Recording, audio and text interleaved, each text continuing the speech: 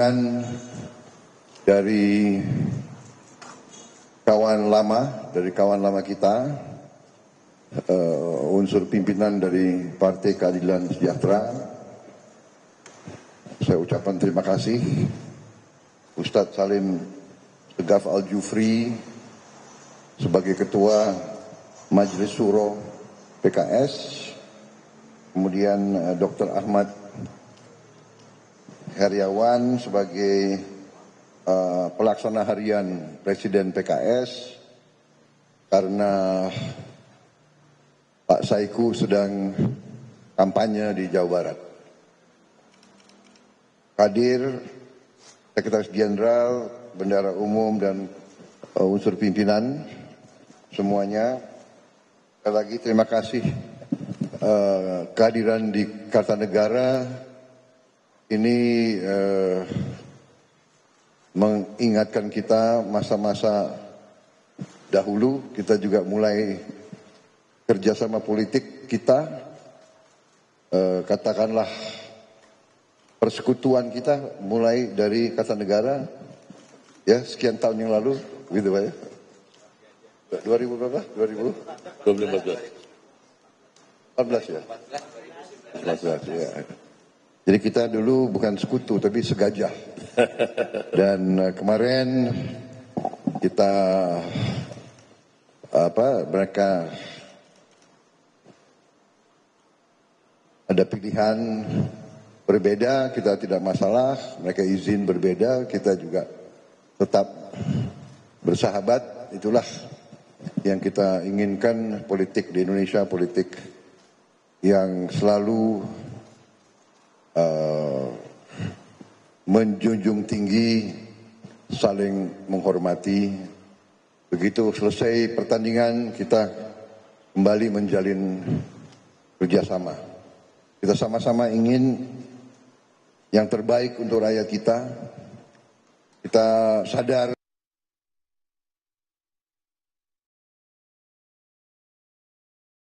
politik harus sadar, harus paham kewajiban kita yang mendahulukan dan mengutamakan kepentingan rakyat kita.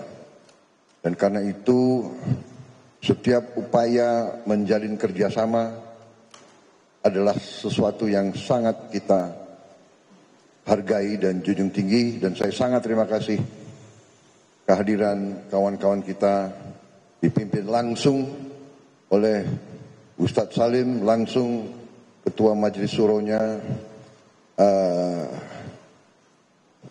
sahabat lama kita. Sebetulnya kontaknya tuh sering, hanya sering juga tidak di depan media, tapi kali ini kita memandang perlu untuk menjelaskan ke seluruh khalayak bahwa kita bertekad untuk kerjasama, bertekad untuk berbuat terbaik untuk bangsa dan rakyat kita. Saya kira itu dari saya. Terima kasih. Saya persilakan Ustaz Salim. Bismillahirrahmanirrahim. Assalamualaikum warahmatullahi wabarakatuh. Salam sejahtera untuk kita semua. Selamat sore. Alhamdulillah sore hari ini kami rombongan dari Partai Keadilan Sejahtera, saya sebagai Ketua Majelis Syura bersilaturahim kepada Bapak Presiden terpilih 2024-2029 Bapak Prabowo Subianto. Terima kasih atas penerimaan tersebut, penerimaan kami di tempat yang dihadiri oleh rekan-rekan wartawan semuanya.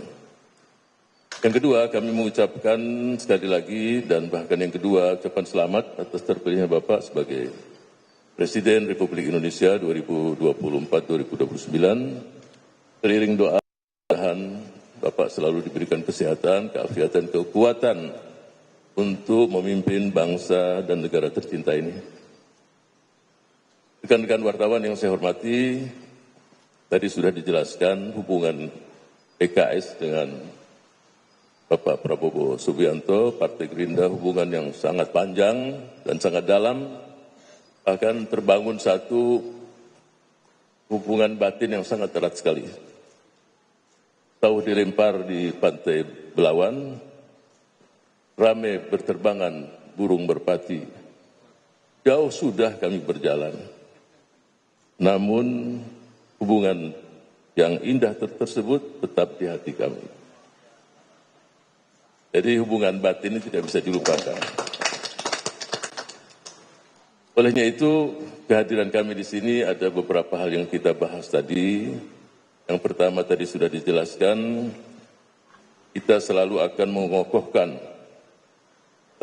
persatuan dan kesatuan bangsa yang mewujudkan stabilitas politik nasional yang kokoh dan kuat untuk bersama-sama kita menghadapi semua tantangan dari dalam maupun dari luar negeri.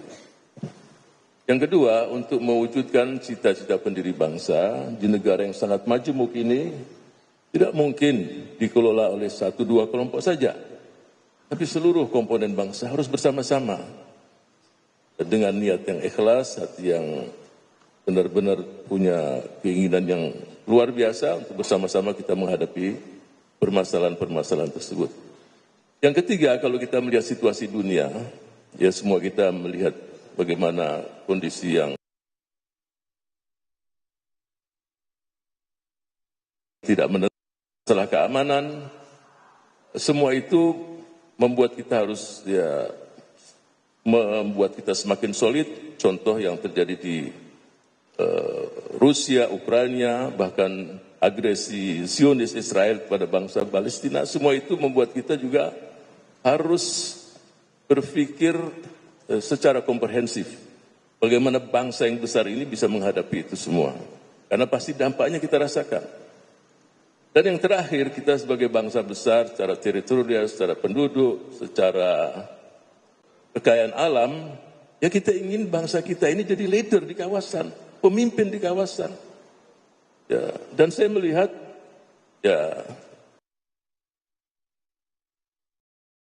Prabowo Subianto mampu untuk menjadi pemimpin leader di kawasan ini. Dan yang kedua, kita harus juga memberikan warna di dunia. Dalam arti, ya peperangan yang terjadi. Dan kita tahu salah satu tujuan terbentuknya negara Kesatuan Republik Indonesia ikut dalam ketertiban, menertibkan dunia ini. Apalagi kalau sampai terjadi ya kedamaian di sekian banyak titik di dunia ini. Bahkan yang kita berharap agar juga bangsa ini bekerja keras untuk mewujudkan kemerdekaan saudara-saudara kita di Palestina. Dan itu sudah ada dalam konstitusi kita. Nah, kalau itu terwujud, saya yakin juga negeri yang sama-sama kita cinta ini tidak akan dilupakan oleh bangsa Palestina. Mereka punya hak untuk meraih kemerdekaan. Sebagaimana ketika kita merdeka, merekalah yang pertama memberikan apresiasi, bahkan menerima kemerdekaan bangsa Indonesia. Jadi itulah semua yang membuat kita semangat untuk bersama-sama bergabung dalam pemerintahan Bapak Presiden Pak Prabowo Subianto. Itulah yang kita inginkan, karena semua ini alasan yang kuat kita bergabung di pemerintahan Bapak Prabowo Subianto. Olehnya itu, sebagai penutup saya akan memberikan satu pantun, Bapak. Kalau tak ada kapal pinisi, manalah sanggup kita arungi dunia. Kalaulah kami tidak berkoalisi, manalah sanggup majukan bangsa. Nah itu. Jadi kita berkoalisi, insya Allah kita akan majukan bangsa Indonesia mencapai cita-citanya. Terima kasih. Assalamualaikum warahmatullahi wabarakatuh. Saya hanya punya satu pantun untuk PKS. 1, 2 cempaka biru, 3, 4 dalam jambangan. Kalau mendapat kawan baru, kawan lama dilupa jangan.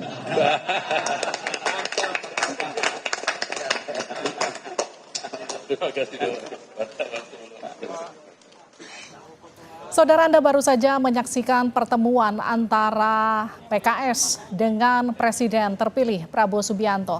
Tadi kita sudah saksikan bersama pernyataan dari Ketua Majelis Syuro PKS Salim Segaf Al-Jufri yang menyatakan soal koalisi antara PKS dengan pemerintahan terpilih. Susah ya tanyanya.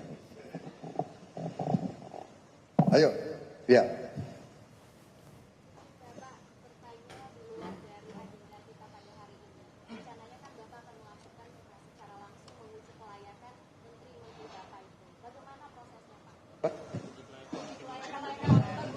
kasih.